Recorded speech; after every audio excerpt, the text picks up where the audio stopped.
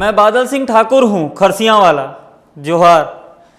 आज शनिवार तोपचंद corona update का दिन। सबसे पहले बात करेंगे 13 कोरोना प्लेयर्स में से एक स्वास्थ्य मंत्री टीएस बाबा की, जो कि इन दिनों सोशल मीडिया में काफ़ी एक्टिव देखे जा रहे हैं। आज सुबह सुबह एक फेसबुक पोस्ट के जरिए उन्होंने आगाह किया कि सोशल मीडिया में फर्जी खबरें चलाई जा रही हैं कि छत्तीसगढ़ में कोरोना अब ट्रांसमिशन स्टेज पर है और लॉकडाउन की स्थिति है। कोरोना के मामले में छत्तीसगढ़ अभी तक सबसे सुरक्षित राज्यों में से एक है और यह झूठी खबरें उन लोगों द्वारा चलाई जा रही है जो इस बात से दुखी हैं। हम ऐसी झूठी खबरें फैलाने वालों के खिलाफ सख्त कार्रवाई करने जा रहे हैं। मैं सभी छत्तीसगढ़ वासियों से कहना चाहता हूं कि केवल स्वास्थ्य मंत्रालय द्वारा जारी की गई जानकारी पर ही विश्वास करें। और सही भी है, न्यूज़ चैनल्स का खबरें प्रसारित करने का मुख्य आधार स्वास्थ्य मंत्रालय की रिपोर्ट को ही बनाया जाता है, खासकर जब मामला संवेदनशील हो। हमें अफवाह फैलाने या अपुष्ट खबरों के विस्तार से बचना चाहिए। तो छत्तीसगढ़ स्वास्थ्य मंत्रालय की रिपोर्ट के अनुसार अब तक कुल 2 लाख जांच कोरोना के किए गए हैं, जिसमें RT-PCR, ट्रूनॉट और रैपिड किट के किए गए जांच भी शामिल हैं। अब इसे दिनवार अगर बांट करके देखें तो 18 मार्च से 11 अप्रैल यानी 116 दिनों में प्रतिदिन औसतन 1724 सैंपल्स की जांच की जा रही है। पूर्व महीनों में यह आंकड़ा 250 से 400 जांच प्रतिदिन का रहा, जबकि जून जुलाई में जांच की रफ्तार तेज की गई। लेकिन वहीं आसाम जैसा छोटा राज्य प्रतिदिन 10,000 सैंपल्स की जाँच कर रहा है। और यह अफवाह नहीं, आसाम स्वास्थ्य मंत्रालय की रिपोर्ट कहती है, जिन्होंने जांच के मामले में 5,25,000 का आंकड़ा पार कर लिया है और हम रैपिड किट मिलाकर 2 लाख छू सके हैं। हमें अपनी तुलना बदतर से करने के बजाय बेहतर से करें तो ही हमारे लिए बेहतर है। असम ने ये कमाल यूं ही नहीं किया। 14 लैब खुद के पास होने के बावजूद उसने अन्य प्रदेश से आउटसोर्स करके 1.5 लाख जाँच कर डाले। असम में मरीजों का आंकड़ा भी हमसे बहुत आगे है। अब तक 14,000 केसेस सामने आए हैं। अब जांच बेहतर होगी तो मरीज भी सामने आएंगे। लेकिन कैजुअलिटी और डेथ मोर्टेलिटी के मामले में भी असम हमसे बेहतर है, जहां छत्तीसगढ़ में 3800 केसेस में 17 मौतें हो चुकी है। वहीं 14,000 केसेस में असम में मौतों का आंकड़ा 27 है, यानी औसतन हमसे बेहतर। गुवाहाटी में डोर टू डोर सैंपल्स लिए जा रहे हैं। प्रति 2 दिनों में एक वार्ड से 3,000 सैंपल्स का टारगेट रखा गया है। बेहतर की उम्मीद इनसे की जानी चाहिए, क्योंकि फेस दिखाकर काम करने और फेसबुक में काम करने में अंतर होता है। कोरोना के मामले में आंखें मूंदना या बेहतर का हवाला देकर व्यवस्था बनाए रखना हमारी चूक होगी, जिसका खामियाजा पूरा प्रदेश भुगतेगा। और रायपुर इसका ताज़ा उदाहरण है, जिसे देखकर सचेत हो सकते हैं। जहां सामने आ रहे मरीजों में एक बड़ा आंकड़ा उनका है जिनकी कोई ट्रैवल हिस्ट्री नहीं। वहीं एम्स में 40 से ज़्यादा, अंबेडकर अस्पताल में 25 से ज़्यादा मेडिकल स्टाफ कोरोना की चपेट में आ चुके हैं।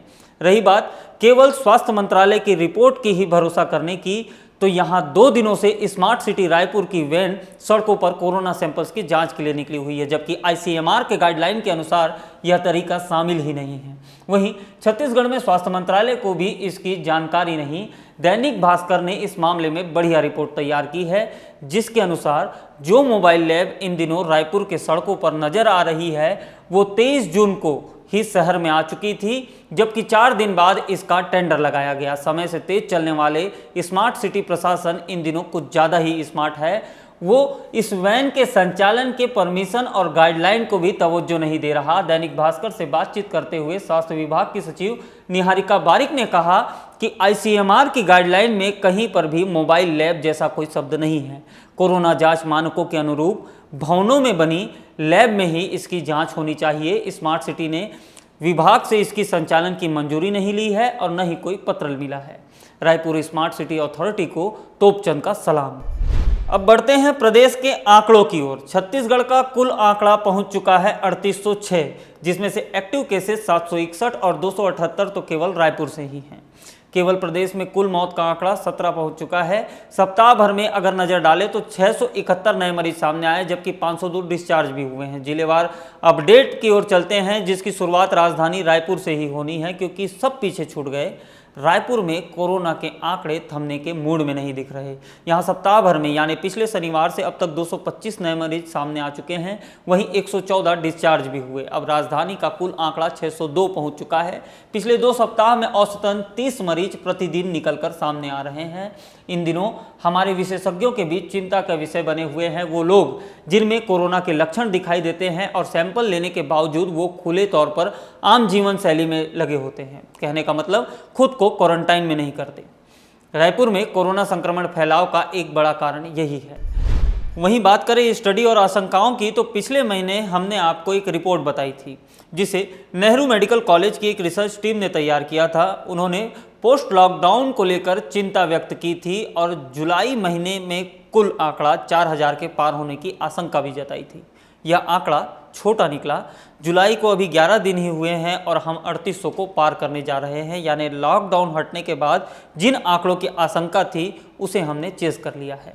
कड़ाई और कायदे नियम को फॉलो करने की अगर हम बात करें तो रायपुर में हर वो नियम तोड़े जा रहे हैं जिनका पालन करना जिंदा रहने के लिए जरूरी हो चुका है। आवश्यक काम तो दूर, अब मरीन ड्राइव को ही देखें तो शाम होते खचाखच भर जाता है। गोल बाजार, MG रोड, जय स्तंभ का एरिया अब फिर उसी स्थिति में पहुंच गया है मानो कोरोना जैसी कोई बात ही ना हो। चुप करने वालों में डॉक्टर्स भी पीछे नहीं। हाल ही में अंबेडकर अस्पताल के सर्जन कोरोना पॉजिटिव पाए गए, जो जांच सैंपल्स देने के बावजूद काम पर जाते रहे, यहां तक कि अपने सीनियर्स को भी इस संबंध में जानकारी नहीं दी। लोगों का इलाज भी किया और अन्य डॉक्टर्स, मेडिकल स्टाफ के संपर्क में भी रहे। अब रिपोर्ट पॉजिटिव आने के बाद मामला कुछ और हो गया है। इसी क्रम में दूसरे नंबर पर है हमारी न्यायधानी बिलासपुर। पिछले शनिवार से अब तक कुल 105 नए मरीज सामने आए, 26 डिस्चार्ज भी हुए। कुल आंकड़ा 286, एक्टिव 83, यानी रायपुर के आंकड़ों के आसपास कोई भी नहीं। तीसरे नंबर पर नारायणपुर, जो कि बस्तर संभाग में आता है, वो बस्तर संभाग जो कि लंबे समय तक कोरोना से अछूता रहा। अब यहाँ भी कोंडागांव और सुकमा को यदि छोड़ दें तो बाकी अन्य जिलों में स्थिति चिंताजनक बनी हुई है। केवल इस हफ्ते नारायणपुर से 77 नए मरीज सामने आए, डिस्चार्ज हुए 13, कुल आंकड़ा हुआ 92, जिसमें से 59 का इलाज जारी है। हफ्ता भर में सबसे ज़्यादा मरीज देने वाले जिले में चौथे नंबर पर है राजनांदगांव, जहां इस हफ्ते 43 नए मरीज सामने आए, लेकिन 87 डिस्चार्ज भी हुए, जिसके कारण एक्टिव पेशेंट्स का आंकड़ा 30 पर सिमटा हुआ है। जबकि ओवरऑल देखें तो 341 कुल मरीज अब तक जिले से मिल चुके हैं। यानी रायपुर बिलासपुर के आंकड़ों को देखें तो यहाँ स्थिति उनसे बेहतर है। इसके बाद नंबर आता है जांजगीर चांपा का। सप्ताह भर में मरीज मिले 38, डिस्चार्ज हुए 14, यहाँ अभी कुल एक्टिव केसेस 33 हैं। जांजगीर चांपा जिले में कुल मरीज का आंकड़ा 280 पहुंच चुका है। छठे पायदान पर दंतेवाड़ा, जो कि बस्तर संभाग का दूसरा जिला है जो मरीज देने में आगे हो चुका है। सप्ताह भर में 29 नए मरीज सामने आए, 14 डिस्चार्ज भी हुए। पिछले सप्ताह से ही दंतेवाड़ा लगातार कोरोना के मरीज सामने आ रहे हैं। अब नंबर आता है कोरबा का, जहां कुल आंकड़ा 340, जिसमें से केवल 28 मरीज का इलाज जारी है, बाकी सभी घर लौट चुके हैं। इस सप्ताह कोरबा से 32 नए मामले सामने आए थे। फिर नंबर आता है सरगुजा जिला, कुल मरीज 84, एक्टिव 28, सप्ताह भर में मिले 28। टॉप 10 जिलों की इस सप्ताह की लिस्ट में बस्तर संभाग से 3 जिले शामिल हो चुके हैं, जिसमें नारायणपुर और दंतेवाड़ा तो हमने बता दिया, लास्ट में बस्तर, जहां 52 कुल मरीज का आंकड़ा है। 31 इसी सप्ताह सामने आए हैं, वहीं 18 मरीज डिस्चार्ज भी हुए। अब बस्तर में एक्टिव केसेस की संख्या 26 है। इस बीच ऐसे जिलों के बारे में भी बताते चलते हैं जो कि पिछले दिनों टॉप 5 की रैंकिंग में होते थे, लेकिन अब 10 की गिनती से भी बाहर हो चुके हैं।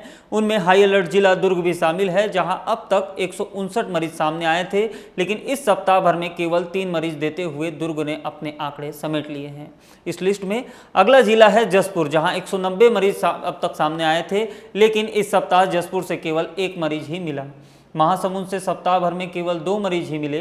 उसी प्रकार गोरेला, पेंड्रा मारवाही, मुंगेली, कोंडागांव, धमतरी वो जिले हैं जहां एक्टिव मरीज 0 हो चुके हैं। आज के लिए इतना ही। कोरोना एक चुनौती है देश के लिए, स्वास्थ्य विभाग के लिए, लेकिन इससे बड़ी एक चुनौती है न्यायपालिका के सामने भी खड़ी हो चुकी है, जिसे अब यह साबित करने की ज़रूरत पड़ रही है कि हाँ, मैं भी सिस्टम में एग्जिस्ट करता हूँ। जिस प्रकार से न्याय व्यवस्था का माहौल बनाया जा रहा है, यह स्थिति दयनीय है।